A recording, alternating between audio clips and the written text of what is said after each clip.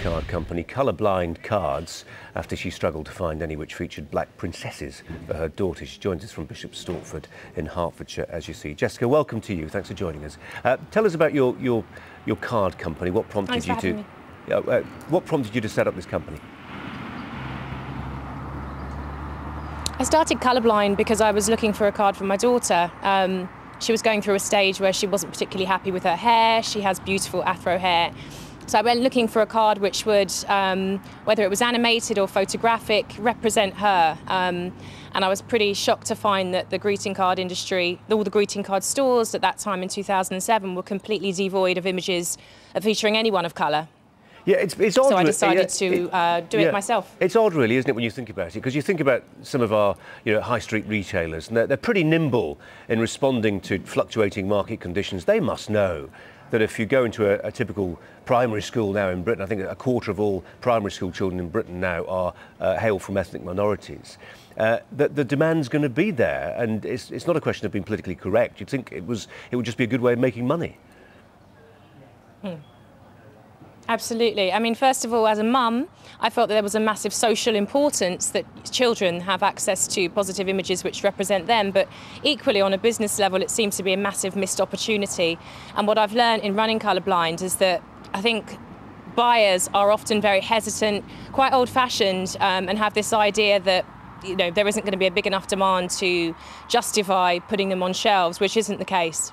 What's the logic that guides the way you depict people of different races? Because you've got to decide on things like the ratio, what kind of ethnicity is depicted. I mean, you're speaking to us from one particular heritage, but you can go to parts of the UK where, we can go to a school next week in Bradford where 95% of the kids in that classroom are going to be from a Kashmiri background. You can go to a school in Hackney where it's a real mixed bag.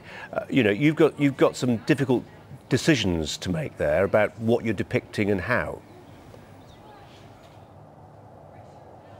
Yeah, I think ultimately it's about not trying to do everything all in one go. When I began Colourblind Cards, I wanted it ultimately to become a multicultural umbrella which would cater to people of all races. But initially I started catering to the community that I come from.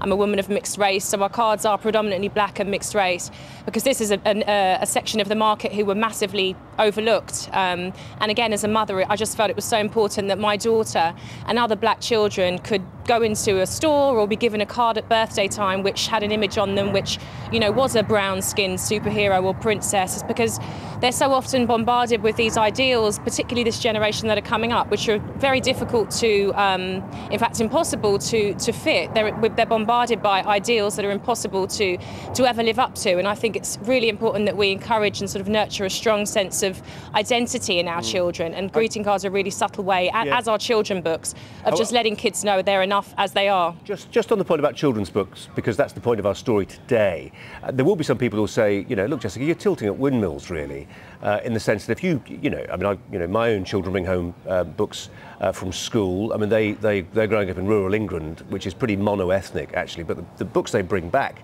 from school tend to reflect a much more multicultural reality of Britain. What do you say to those people who will say to you, look, you're actually behind the curve on this, because a lot of children's school books are very diverse? That hasn't been my experience. I've always, again, as a mum, gone out of my way to seek out books which feature black imagery and stories and experiences which will resonate with my children particularly, as well as going for the classics which all children should read. And again, it's just about representation. I think that if the BME community is 12.5% of the population, then our experience should be reflected in all industries, and that literature included. I think there's still a long way to go. But equally, I don't think it's just about the publishers. I think it's, if we have to self-publish these books, then that's what we should be doing. Okay, Jessica Huie is from Colourblind Cards, founded that greeting card company, joining us there from Hertfordshire. Jessica, thanks a lot. The sport